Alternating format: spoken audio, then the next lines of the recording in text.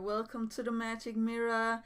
As you can see today, it's going to be about Diablo, and that's one of my favorite games. It came out in 1996, and I've been playing all of them, like Diablo 1, Diablo 2, Lord of Destruction, and of course the newer one, Diablo 3, which I will show later on some gameplay of me playing it nowadays, or how to say that. But I do remember getting into Diablo and seeing Diablo 1 for the first time. That was really insane. It was one of the most beautiful games that there were out there, and you guys are probably thinking like, oh, the graphics weren't that good, and like the story was a little bit weird. But for us in the old 80s, or how to say that, it was one of the good things that actually came out. And I remember this Diablo 1 was one of my first role-playing games, or how to call that, because like you get a story and you have to follow your storyline, and you complete your quests, and you go down to the butcher, for example, and hear him call fresh meat, and you're just like, oh, ooh, making your skin crawl. So that's fun. Something I also really loved in the old one was like when you came to the witch and she was just like, I search your soul in search of answers, or how it is. And like you have to listen to that every freaking time you went there. And of course, there's Words Lake that could get you to the secret cow level. You can still go to the cow level in number 2, Lord of Destruction, and in the newer Diablo 3, even though like in Diablo 3 it's more secret pony level, not cow level. And I sometimes miss that from the old one, like that it was the secret cow level, because like that was just so insane with the cows coming and sailing like moo moo moo moo moo after you. So that was pretty insane and pretty funny to do. Something that's also pretty great about like all of the games is the sound.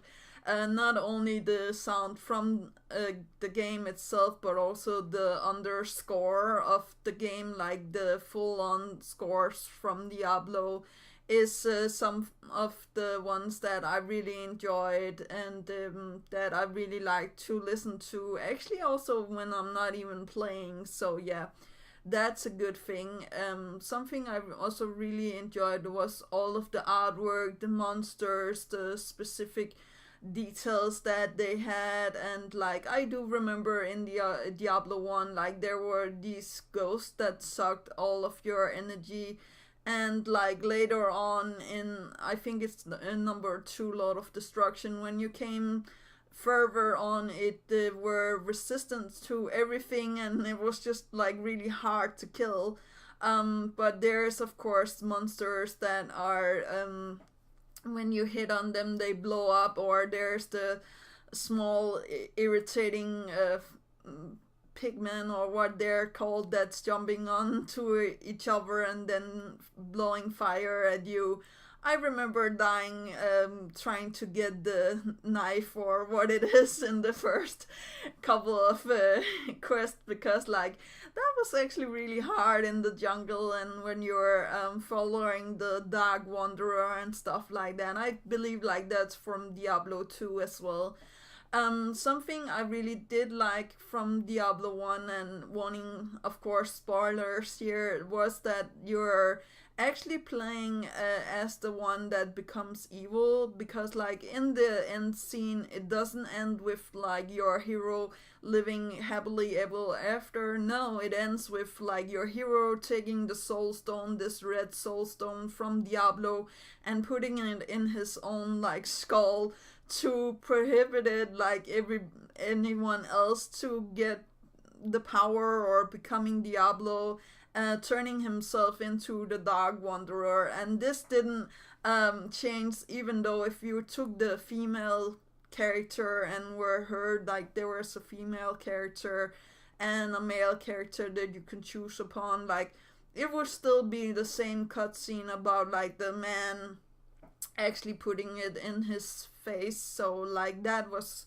a little bit weird, but yeah, like the old school scenes and stuff like that, the cut scenes is just like so amazing. And I also think like that's why we don't have a Diablo movie or in real life movie. It's because like we have all of these cutscenes and we have all of this beautiful animation out there. Like there's a lot on YouTube as well, where you can find background stories from Tyrael, for example, with the new Diablo 3. There was a lot of stories about like Malthael and how he became like the god of death, or how to say that. And I really enjoyed all of the cutscenes. I remember having like also a little bit of nightmares about the scene where the old guy, I forgot his name, but he finds the yellow soul stone, or how to call that, and like then yeah, the evil one comes and gets him and sucks all of his life out of him and kills him, and you're just like okay, yeah, that's great. I believe like that's from Diablo 2. And of course, as I said, going down to the butcher, you can still do that in Diablo 3. I think like they are doing a great job with like putting the same quests all around in all of the different games. Like I do believe like the quests are mostly the same for like Diablo 1, Diablo 2, and Diablo 3.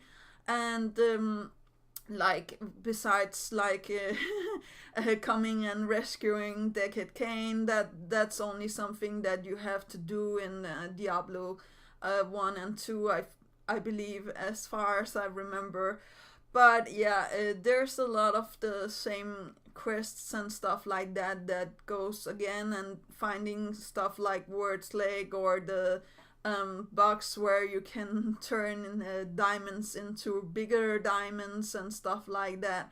Imbuing your armor and stuff like that was not something that they kept, which is a shame, because like I really enjoy putting your own name to your armor or your sword or whatever.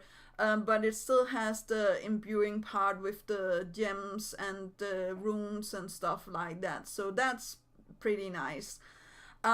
Something that's also, of course, got better over time was the the animation, the artwork, and or the gameplay itself, and like the different kinds of what is that, like things that you could do with your character. For example, you could, like in the number one, you could only be the warrior and hit things with your sword or shoot things with your bow and arrow. But in number two, you had a lot of characters to choose from, and in number three, you also have a lot of new characters to choose from.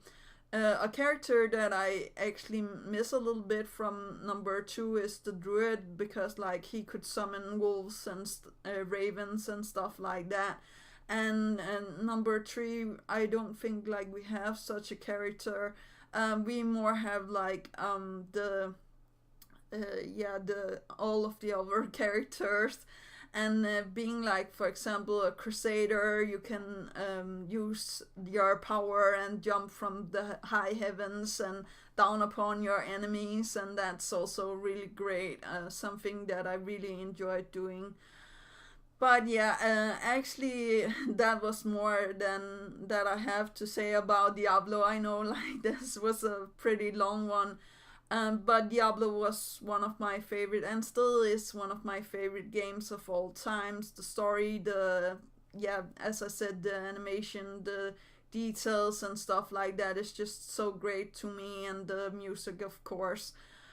Something I do really remember from the first one was like how sad I felt for like the smith that is in the town, because like you have to he turns evil and you have to kill him, and you're just like feeling really bad about that. So that's one of the things that I remember where a little bit funny. So yeah, that was actually all for today.